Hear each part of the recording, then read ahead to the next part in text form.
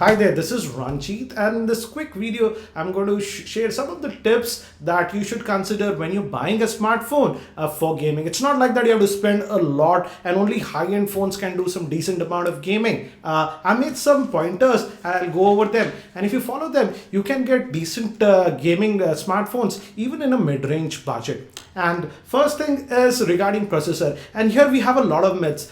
So you might be thinking that you need a latest octa-core processor or something like that for gaming. That's not true, because even a dual core processor, and these days if we go with just a normal quad core processor, that's more than enough for gaming. In fact, I would say the biggest important thing for gaming is the GPU, that is the graphic processor used on your smartphone. That is the most important thing in terms of gaming rather than the main processor. Also, when it comes to RAM is not strictly very important. You don't need 3 gigs or 4 gigs of RAM like we find in some of the high-end devices. I would say even with 1 gig of RAM, you can get away. But to be on the safer side, I would say the minimum amount of RAM that you should look when you're buying a new smartphone, especially for gaming, is about 1.5 gigabytes or more.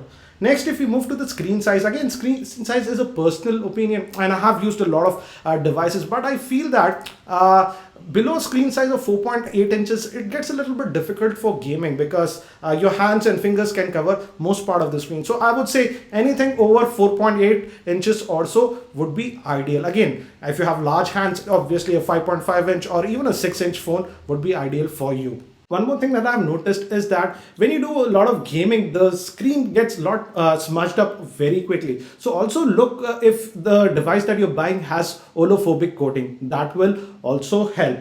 Next, if we move to the screen resolution, this is also important. I won't say you need very high resolution screens like a 2K screen or even a 1080p screen. Yes, it's nice to have a 1080p or a 2K screen, but strictly for gaming, you don't need very high resolution screen. In fact, I would say a decent 720p HD screen is also very good. And particularly if you are looking for the mid-range budget, I would say the screen resolution, a 720p screen resolution is a very good idea, because the higher the screen resolution, the more load it puts on the GPU. That way you need to have a lot more powerful GPU if you have a higher resolution screen. So just make note of that. So I would say in the mid-range market, a 720p HD screen should be good enough. Next, I also feel that the battery life should be very good, because when you do gaming, it drains the battery very quickly. So make sure the battery life is also very good on the device that you're going to purchase. Also, keep a note on the internal storage, because if you like to install a lot of games, then the internal storage should be good enough so that you can install a lot of games.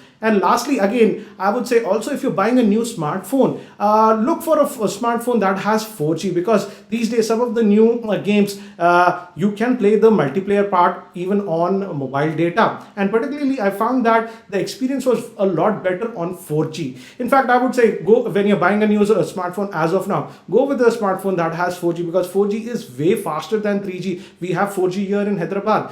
And as you can see, with Airtel 4G in Hyderabad, I can get a speed of anywhere between 15 megabits to even about 20-25 megabit or so. So it's way faster than 3G, and also the latency is a lot lower. Hence, even when you do other casual stuff like browsing, etc., it's way faster and more responsive. Also, in terms of video chat, for example, I used video chats with Hangouts and Skype with 4G, and the experience was a lot better compared to 3G. So again, if you're buying a new smartphone, also make sure that it has 4G. It will be helpful. Again, I hope that this quick video was helpful. Again, if you have any other pointers, do share them in the YouTube comments. And again, thanks for watching. This is Ranjit, and I hope to see you in my next video.